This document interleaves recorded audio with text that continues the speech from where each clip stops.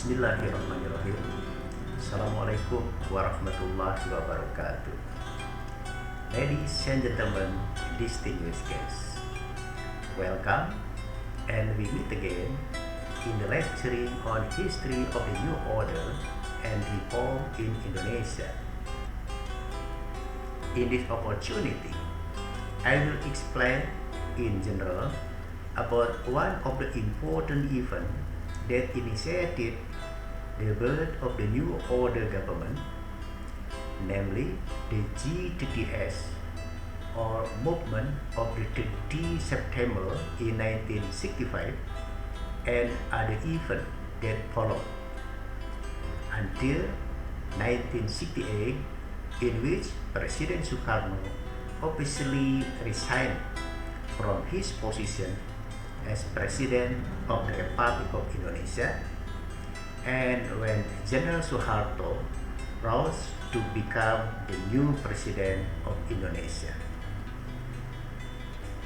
As I explained earlier, that in order to understand the event of the GTTS 1965, we must see a triangle struggle between the PKI, Indonesian Communist Party, and the TNI-AD, or Indonesian National Army, with President Sukarno as the balancing or standing between the two opposing camps. Meanwhile, other parties, including political forces from within and outside the country, in my opinion, are just one of the supporters of one of the parties who are fighting in the triangle struggle. I take an example.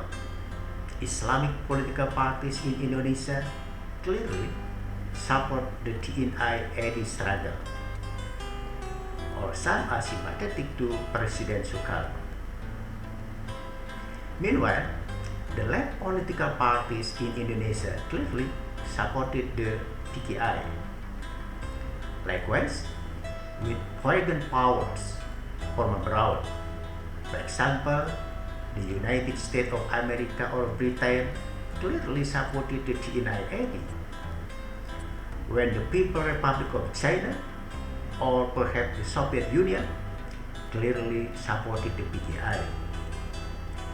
So this time we will focus on the three struggling forces or triangle struggle in the Indonesian country in 1965, namely between the PKI versus the TNI-AD, with President Sukarno as the referee or balancer who stand in the middle between PKI on the left and the TNI-AD in the right. When President Sukarno became ill in mid-August 1965, panic situation arose between the two parties, namely the PKI and the TNI-AD. What will be happen, for example, in boxing match if the referee or the mediator dies?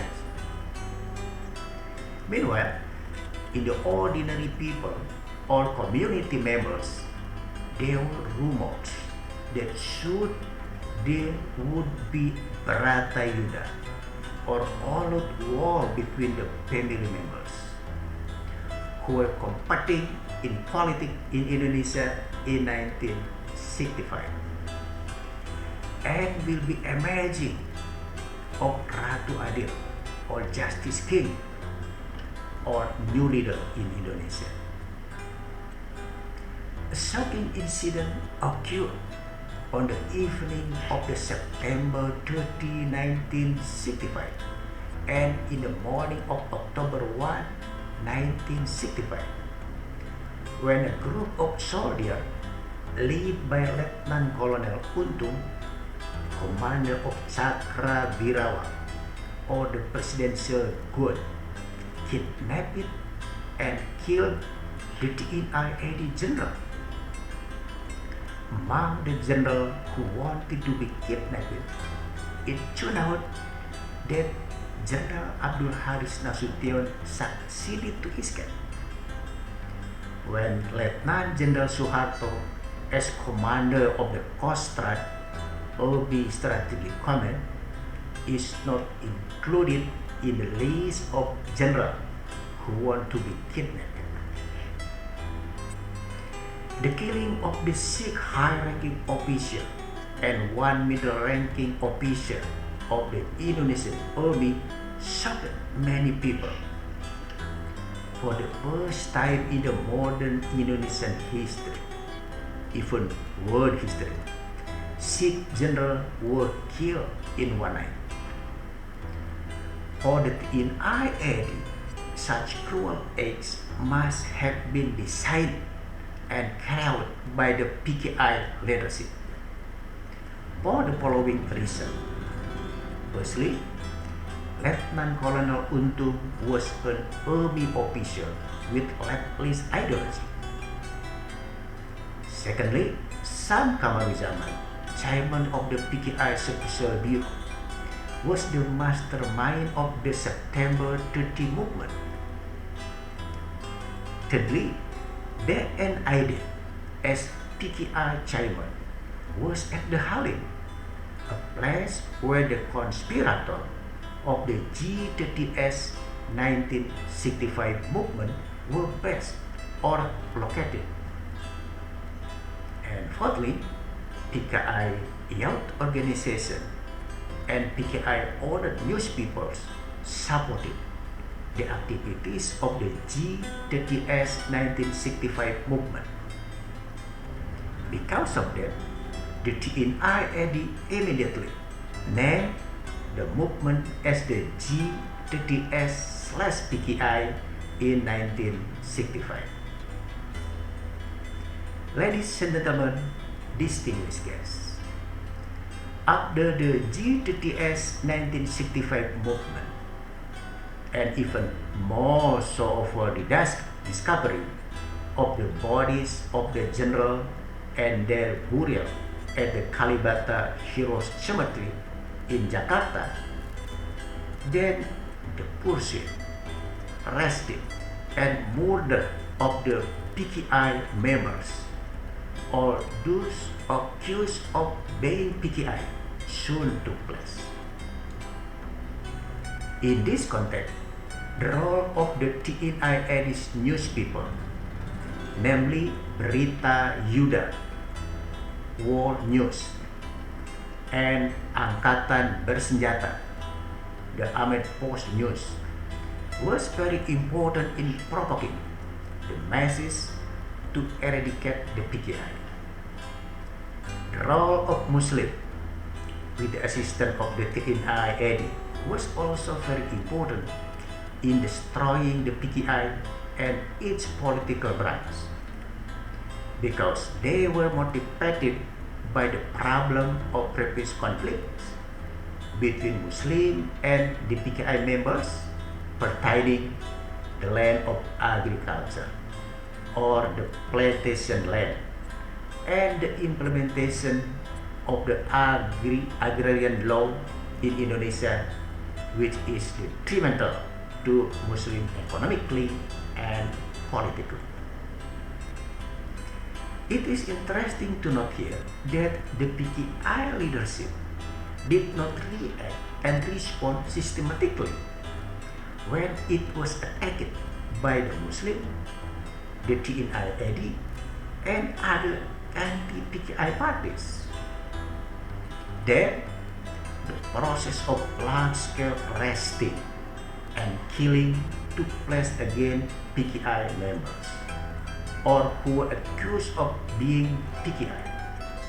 In the months of October, November, and December 1965, especially in Central Java, East Java, Bali Island, and North Sumatra. DN Aidit himself, as chairman of the PKI, was killed on his flight to Solo area in Central Java. Some observers and historians claim that between 500,000 until 1 million PKI members, or who was accused of being PKI, were killed in the incident after the G30S 1965 event. President Sukarno himself seemed has no power and lost his authority to handle and solve this bluntly political conflict. Even in January, February to March 1966, students from universities in major cities in Indonesia, especially in Jakarta, held street demonstration to demand the dissolution of the PKI, replacing ministers who were ignorant and unable to handle the economic crisis, and accused President Sukarno of being behind the event of G30S 1965 movement. The student demonstration clearly greatly reduced the prestige and authority of the president in particular and the government in general, because the ministers were insulted and the president himself often became the subject mockery by the student. In this context, I think the process of the birth of the order letters of March 11 in 1966, which would change the course of modern Indonesian history, must be understood. The order letters of March 11, which is known as Super Semar, is very important as an event that will mark the falling of President Sukarno's leadership in one hand and the rising of Lieutenant General Suharto's leadership on the other hand. The new order government itself, under the leadership of President Suharto, then will make Super Semar as the beginning of the emerging of the new order and ending of the rule of the old order, a regime led by President Sukarno. Ladies and gentlemen, distinguished guests, what did Lieutenant General Suharto do after receiving Super Semar from President Sukarno? This is, in my opinion, there is different interpretation between the one giving the order, namely President Sukarno, and the one receiving the order, namely Lieutenant General Suharto. Super Semar itself is indeed very fragile and can cause multi-interpretation. Super Semar, in essence, stated that President Sukarno instructed Lieutenant General Suharto to take all necessary action for the sake of security and order, as well as for the prestige of the president. I want to emphasize the multi-interpretation between the sentence for the sake of security and order and the sentence for the president prestige or dignity. Perhaps in President Sukarno's views, the phrase for the sake of security and order had something to do with the mass arresting and killings committed against PKI members or those accused at the PKI, such as what happened in Central Java, East Java, Bali Island, and on Sumatra in the months of October, November, and December 1965. As the new Indonesian army leaders in President Sukarno's youth, Lieutenant General Suharto would be able to solve this problem on security and order. When it comes to the sentence to the sake of the president's prestige or president dignity, this has to do with demonstration carried out by students since January, February, and March 1966, where in this demonstration, many students insulted the minister as assistant to the president and even made mocking of President Sukarno's dignity. In this context, President Sukarno also believed that the TNI-AD led by Lieutenant General Suharto would be able to control student demonstration so as not to insult and mocking the president's prestige. But what did Lieutenant General Suharto do after receiving Super Semar or the order letter of 11 March 1966 from President Sukarno? Frankly, Lieutenant General Suharto's interpretation and action toward Super Semar were very different from what the President Sukarno expected. In fact, in Lieutenant General Suharto's interpretation, the source of political insecurity and instability is the PKI, Indonesian Communist Party. Therefore, on March 12, 1966, one day after receiving Super Semar, Lieutenant General Suharto, on behalf of the President, dissolved the PKI and its supporting organizations in all of the region in Indonesia. Lieutenant General Suharto disbanded the PKI. In fact, it was not in accordance with and against the expectation of the President Sukarno, because Sukarno had an ideology which he had believed from young age, namely Nasakom, nationalist, religion, and communist. Dismissing the PKI is the same as removing one of the political pillars in Nasakom, which was very important for President Sukarno in political landscape in Indonesia in 1960s. Nasakom without PKI, Nasakom without PKI, meaning that it remained only the Nasa, nationalist and religious.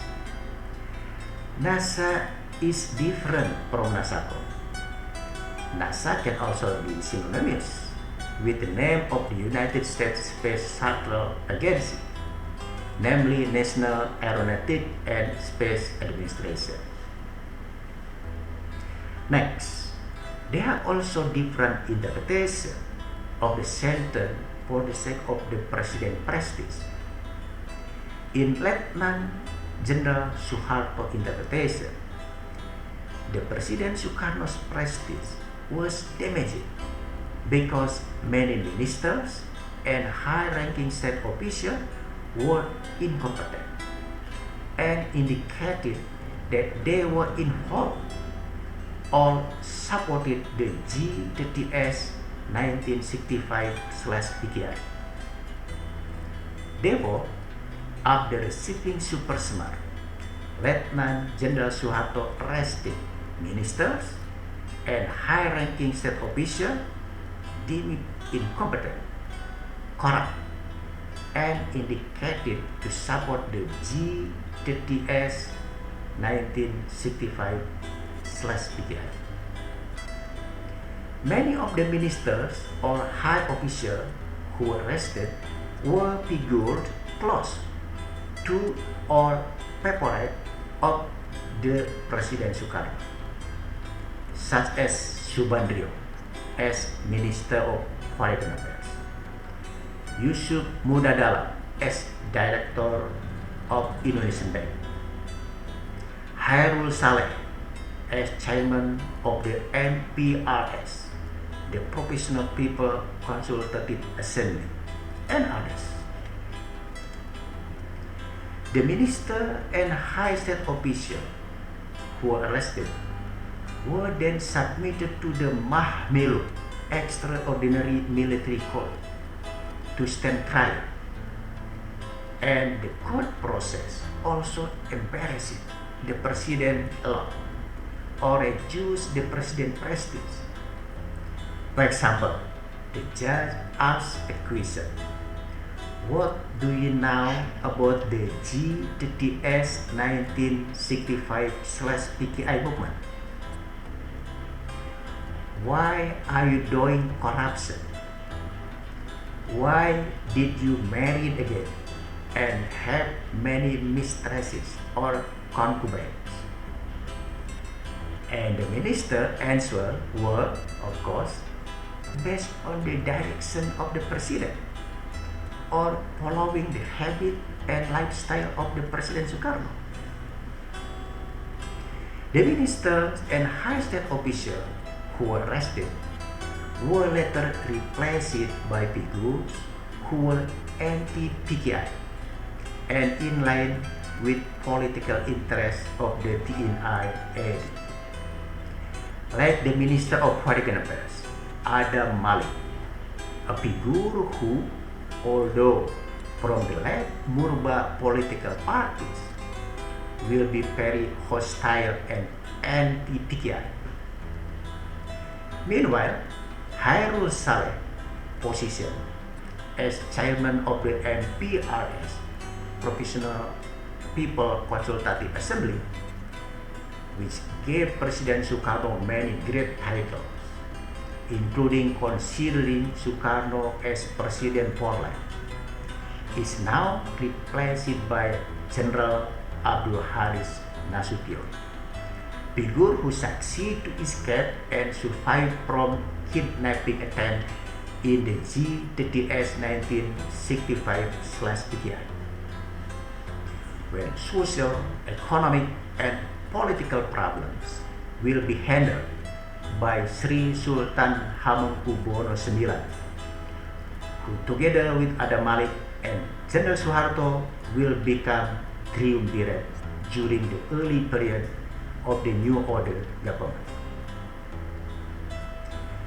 Many observers stated that by replacing Hairul Saleh by General Abdul Haris Nasution as chairman of the MPRS, Professional People Consultative Assembly, as the country's highest institution, President Sukarno's history of power would be end or finished. So it is true, after being appointed as the chairman of the MPRS, General Abdul Haris Nasution immediately held special session of MPRS in June 1967 to take important policies, including confirming Super Semar as an MPRS decree so that it could no longer be revoked or cancelled by the president, and more importantly, to hold the president accountable as the mandate of the MPRS, especially in three ways. Firstly, the president must be explained and responsible for the prologue and epilogue of the event of the G30S 1965 movement. Secondly, the president must be explained and take responsibility for the economic crisis so that it reached 650% inflation. Thirdly, the president must explain and takes responsibility for the moral crisis, especially marriage habit, which demean Indonesian women. Of course, the three important questions from the MPRS leaders, everyone knows, will not be able to answer satisfactorily by President Sukarno. Even more embarrassing, the President's dignity. And when President Sukarno gave written answer to the MPRS, what he called Nawak Sara, or 9 statement or answer from the President, the MPRS leaders expressed dissatisfaction with the President's answer and had to complete the answer in the next MPRS special session, which was June 1967. President Sukarno then made the answer to tell Nawak Sara, or complementary to Nawak Sara, which stated, among other things, that the problem of the G30S 1965 movement, according to President Sukarno, was more accurately abbreviated as the Gestalt 1 October Movement 1965 event, and was caused by 3 factors: the craziness leadership of the PKI, the prison of the irresponsible army element, and political gain from the new colonialism and imperialism. Meanwhile, the issue of economic crisis and moral crisis, according to President Sukarno, is not only responsibility to the President, but also self-responsibility, including leadership of the MPRS must also take responsibility. We can already expect that whatever the President Sukarno answer will be rejected by the MPRS leaders. And sure enough, the leadership of the MPRS firmly rejected the President's accountability. And finally, the MPRS revoked the mandate or power of President Sukarno to delegate to the acting president, namely General Suharto, who was also as caretaker of Super Semar. Even in the MPRS special session in June 1968, General Suharto was appointed as the second President of the Republic of Indonesia, replacing President Sukarno as the first President of the Republic of Indonesia. Ladies and gentlemen, distinguished guests, that was the end of the political games about triangle struggle in Indonesia in 1960s between PKI on the left, TNI-AD on the right, and President Sukarno as the referee who stood in the middle.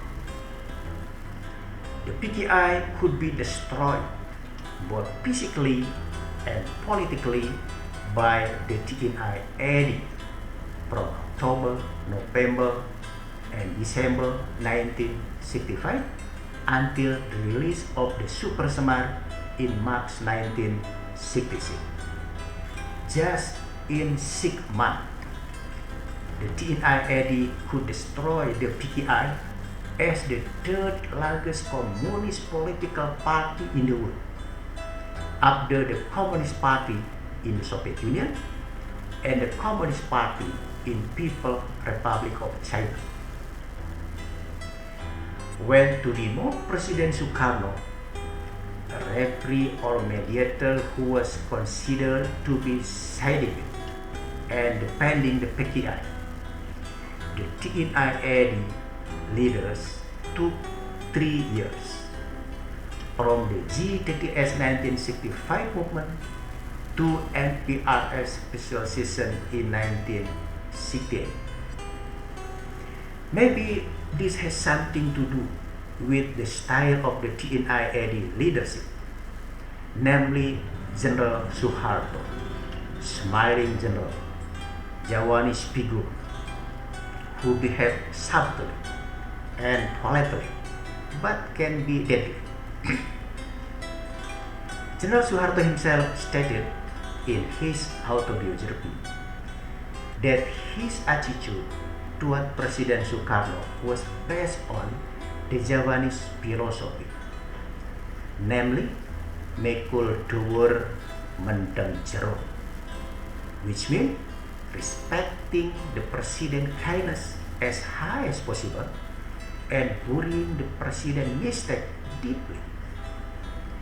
But the Javanese philosophy on mekul dhuwur mendem jero can also imply pretending to rise one dignity as high as possible. After that, it is dropped slowly and buried as deep as possible. As a high level and very sophisticated political game, typical of Javanese culture in Indonesia. What is the path of Sukarno after no longer serving as president? Since 1968, former President Sukarno has been under the house arrest at Wismayaso in Jakarta, house ordered by his Javanese wife Ratna Saridevi. Former President Sukarno was also prohibited from receiving guests, restricted from paying visit by his family, and prohibited from conducting political activities in any form. Of course, Sukarno could not stand the political imprisonment that alienated himself in that loneliness, as he had experienced it during the struggle for the national movement in the Dutch era in 1930s, which reportedly even young Sukarno had requested to the Governor General of the Netherlands for forgiveness to release him from the prison in Sukamiskin, Bandung, because Sukarno could not stand the loneliness and solitude of prison. Finally, Sukarno, after no longer being president and under house arrested by the new order government since 1968, was only able to survive for 2 years. In June 1970, Sukarno, the first president of the Republic of Indonesia, who was born in 1901, died at relatively young age for an Indonesian leader, namely 69 years old, and also ended President Sukarno's legacy of power, which was often referred as an era of the old order government in Indonesia. Ladies and gentlemen, distinguished guests, what about General Suharto, who has become the second president of the Republic of Indonesia after winning the triennial struggle political game and now leading the new order government? We will discuss it in the future lecturing and meeting by using the Malay language. Thank you very much. Assalamualaikum warahmatullahi wabarakatuh.